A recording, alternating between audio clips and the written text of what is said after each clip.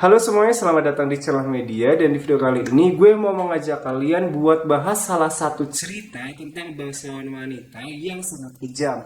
Bahkan namanya ini masuk dalam Guinness Book of Records sebagai wanita pembunuh dengan korban terbanyak sepanjang sejarah. Nah, wanita ini membunuh para korban-korbannya untuk diminum darah dan berendam darah agar dia terlihat lebih cantik dan juga terlihat awet muda. Penasaran kan ceritanya kayak apa? Oke, langsung saja stay tune, kita masuk ke ceritanya. Wanita bangsawan ini bernama Elizabeth Bathory. Dia lahir di tanggal 7 Agustus tahun 1560 di Hungaria. Jadi Elizabeth Bathory ini merupakan anak keturunan dari bangsawan, gengs. Jadi keluarganya itu sudah terkenal sebagai keluarga ningrat yang kekayaannya itu sangat berlimpah di Hungaria saat itu. Salah satu sepupunya si Elizabeth nih, dia itu menjabat sebagai kardinal dan juga perdana menteri di Hungaria. Bahkan seorang pamannya menjabat sebagai seorang raja di Polandia. Namun nih, gengs, di balik predikat keluarga ningrat yang melekat pada keluarga Bathory, ternyata keluarga ini juga dikenal sebagai keluarga yang memiliki sisi gelap ataupun sisi gila yang dikenal oleh masyarakat luas. Salah satu contohnya nih, paman dari Elizabeth dikenal sebagai penganut paganisme dan juga satanisme, serta salah satu sepupu Elizabeth ini dikenal memiliki kelainan jiwa dan senang sekali melakukan kejahatan seksual. Mungkin itu juga yang melatar belakangi pada saat dewasa, Elizabeth ini memiliki sisi gelapnya tersendiri, gengs. Dan pada saat Elizabeth menginjak usia ke-10 tahun, dia ini sudah dijodohkan dengan salah satu keturunan bangsawan juga yang bernama Count Ferenc Nadezhdy. Dan Elizabeth menikah pada usianya yang ke-15 tahun. Tentunya pernikahan mereka ini dilatar belakangi oleh kepentingan politik agar gelar bangsawan dari kedua keluarga ini menjadi semakin kuat di Hungaria. Tapi nih, walaupun sudah menikah, Elizabeth Bathory ini enggan menggunakan nama Nadezhdy, yaitu nama keluarga suaminya, sebagai nama belakangnya. Karena dia merasa keluarga Bathory ini memiliki kasta yang lebih tinggi daripada keluarga Nadezhdy. Dan setelah menikah, mereka berdua tinggal di kastil milik keluarga Nadezhdy yang bernama Kastil Kectis yang berada di atas pegunungan. Nah, ternyata setelah 3 tahun mereka menjalin pernikahan, Nadezhdy, suami dari Elizabeth Bathory ini ditunjuk sebagai kepala komandan pasukan Hungaria untuk memimpin perang melawan kekaisaran Turki Utsmani pada saat itu. Nah, selama ditinggal suaminya berperang ini, si Elizabeth diberikan wewenang untuk mengatur bisnis dan juga kenegaraan, bahkan termasuk urusan kesehatan di Hungaria, gengs. Nah, karena saking seringnya ditinggal suaminya pergi berperang nih, dan Elizabeth ini masih muda, dia pun merasa kesepian. Konon katanya nih, si Elizabeth ini memiliki banyak sekali kekasih gelap, bahkan dia pernah melarikan diri bersama kekasih gelapnya ini. Oh ya, selain dia gemar berselingkuh, ternyata dia juga memiliki banyak sekali sisi gelap yang di luar nalar manusia, gengs. Jadi si Elizabeth ini senang sekali bercermin berjam-jam untuk mengagumi kecantikannya sendiri, gengs. Jadi dia itu kayak halu gitu ya, jadi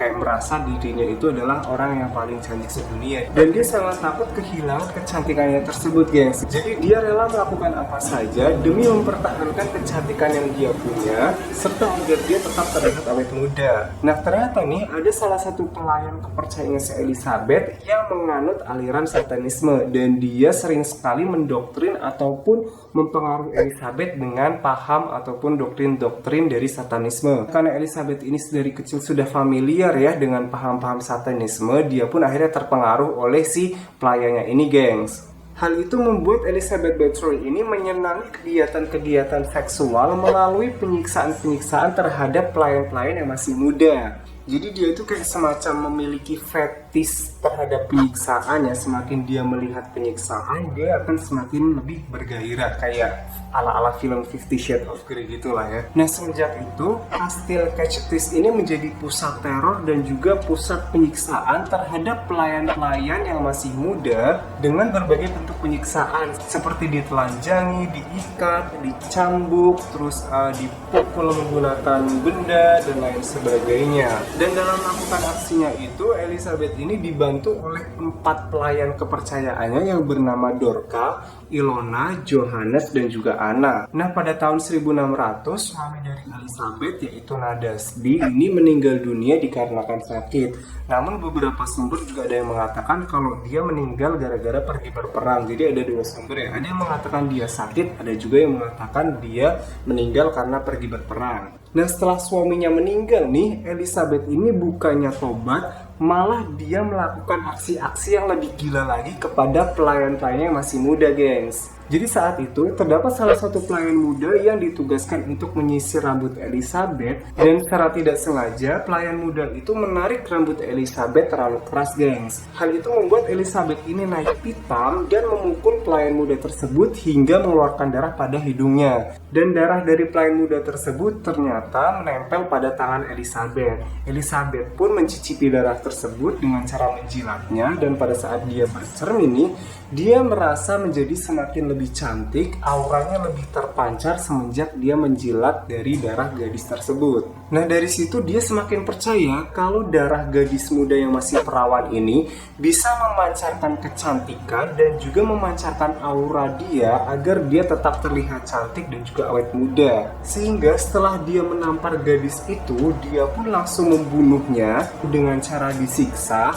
dipotong urat nadinya, dan jasadnya ini digantung agar darahnya itu bisa memenuhi bak mandi. Nah, pada saat darahnya itu sudah memenuhi bak mandi nih, Elizabeth pun berendam di dalamnya, geng. Dan semenjak itu, dia menjadikan darah gadis perawan sebagai rahasianya menjadi awet muda. Dan seperti biasa, dalam melakukan aksinya itu, si Elizabeth ini dibantu oleh 4 pelayan kepercayaannya tadi. Nah, setelah Elizabeth ini membunuh seluruh pelayan muda yang di dalam kastil secara membabi buta, akhirnya seluruh pelayan mudanya pun habis. Dan dia pun berpikir bagaimana caranya mendatangkan gadis-gadis muda yang baru ke dalam kastilnya. Elizabeth pun mulai merekrut gadis-gadis desa dan membuka lowongan fiktif dengan dalih gadis-gadis itu akan diajarkan sopan santun dan juga tata krama ala kerajaan. Ya, ala-ala kayak mau diajarin table manner gitu ya. Dan diiming-imingi setelah lulus dari pelatihan tersebut, mereka, si gadis-gadis muda ini, akan dijadikan pelayan di kastilnya. Nah, seperti yang bisa kalian tebak, bukannya dijadikan pelayan, gadis-gadis muda ini tentunya nasibnya sama seperti gadis yang menyisir rambut Elizabeth tadi. Mereka semua dibunuh dengan cara yang sangat kejam, dengan cara dipukul, diikat, dibakar, dimutilasi, hingga membiarkan mereka kelaparan hingga mereka mati, gengs. Dan seperti biasa, setelah mereka mati, jasadnya ini digantungkan di kamar mandi agar darahnya ini bisa menetes ke dalam bak mandi yang Elizabeth gunakan untuk berendam. Jadi sekarang Elizabeth itu sudah memiliki banyak sekali stok darah untuk dia minum dan untuk dia berendam. Nah, tapi ini karena dia terlalu terobsesi dengan kecantikannya, dia merasa darah dari gadis-gadis desa ini kualitasnya terlalu kurang, dan dia memikirkan bagaimana caranya mendapatkan darah dengan kualitas yang baik. Akhirnya dia pun mengincar gadis-gadis dari kalangan bangsawan yang kemudian dia culik, dia siksa, dia bunuh, dan diambil darahnya lagi. Nah, tapi ternyata keputusannya itu menjadi bumerang buat dirinya sendiri. Karena banyaknya gadis bangsawan yang hilang nih, hal itu menjadikan perhatian yang sangat besar di dalam kelompok-kelompok bangsawan dan juga raja di Hungaria. Tapi si Elizabeth ini pintar. Agar menyembunyikan jejaknya, dia selalu menguburkan seluruh mayat-mayat korbannya itu dengan cara prosesi keagamaan. Nah, tapi ini lama-lama pendeta yang memimpin prosesi keagamaan ini mulai curiga. Karena pendeta ini tidak diberitahu alasan kenapa gadis-gadis ini meninggal. Apalagi upacara pemakamannya ini dilangsungkan dengan frekuensi yang cukup sering ya. Jadi pendetanya ini mulai curiga dan dia tidak mau lagi memimpin prosesi pemakaman. Dan karena pendetanya itu sudah tidak mau lagi untuk diajak bekerja sama, akhirnya mayat-mayat dari Elizabeth Bathory ini dibiarkan untuk dibuang ke sungai, ke hutan, dengan harapan mayat-mayatnya ini akan dimakan oleh hewan buas. Akhirnya di tahun 1604, kabar penyiksaan yang dilakukan Elizabeth Bathory ini pun sudah merebak ke kalangan bangsawan dan juga ke telinga raja. Raja Hungaria yang pada saat itu dijabat oleh Raja Matthias II, dia memerintahkan pasukannya untuk menggeledah kastil Kečtis di malam hari. Dan tahu nggak, pada saat mereka menggeledah kastil tersebut, mereka semua terkejut karena menemukan banyak sekali mayat yang tergeletak di atas meja, di lantai, di dapur, hingga diikat di atas langit-langit kamar mandi. Mereka juga menemukan di bagian basement kastil terdapat penjara yang isinya adalah gadis-gadis muda yang siap untuk dieksekusi. Mereka juga menemukan banyak sekali mayat-mayat yang sudah membusuk di situ, guys. Dan pada bulan Januari tahun 1611, akhirnya persidangan kasus Elizabeth beserta 4 kaki tangannya ini pun digelar. Persidangan itu dipimpin oleh Hakim Agung Kerajaan dan juga 20 hakim asosiasi, serta mendatangkan puluhan saksi dan juga kerangka-kerangka mayat korban dari Elizabeth Bathory. Nah, salah satu yang menjadi perhatian besar dalam persidangan itu adalah mengenai jumlah pasti dari korban Elizabeth Bathory. Ada saksi yang mengatakan bahwa korbannya itu adalah berjumlah 30, tapi ada juga saksi yang mengatakan korbannya berjumlah 50. Dan yang paling mengejutkan adalah pengakuan dari salah seorang saksi yang bernama Susana yang mengaku dia pernah menemukan buku diari milik Elizabeth yang berisi 650 nama korban dari Elizabeth Bathory. Nah, walaupun jumlah pasti dari korban-korban Elizabeth ini masih dipertanyakan, akhirnya hakim memutuskan keempat kaki tangan Elizabeth yang bernama Dorca, Ilona, Johannes, dan juga Anna, mereka mendapatkan hukuman mati dengan cara dipenggal kepalanya. Nah, karena si Elizabeth ini memiliki privilege sebagai keluarga bangsawan, jadi dia tidak diizinkan untuk dieksekusi mati pada saat itu. Raja Hungaria memerintahkan agar Elizabeth Bathory ini dikurung dalam kamarnya sendiri yang pintu dan juga jendelanya ini sudah ditutup dengan batu bata sehingga hanya meninggalkan sepetak lubang kecil untuk memberikan makanan. Nah, setelah 4 tahun Elizabeth ini diisolasi dalam kamarnya sendiri, ada salah satu seorang penjaga yang melihat makanan yang diberikan ke Elizabeth ini masih utuh hingga sore hari. Penjaga tersebut akhirnya mengintip dari celah kecil tersebut serta menemukan ternyata Elizabeth ini sudah meninggal dunia. Elizabeth Bathory ini meninggal di tanggal 12 Agustus tahun 1614 di usianya yang ke-54 tahun.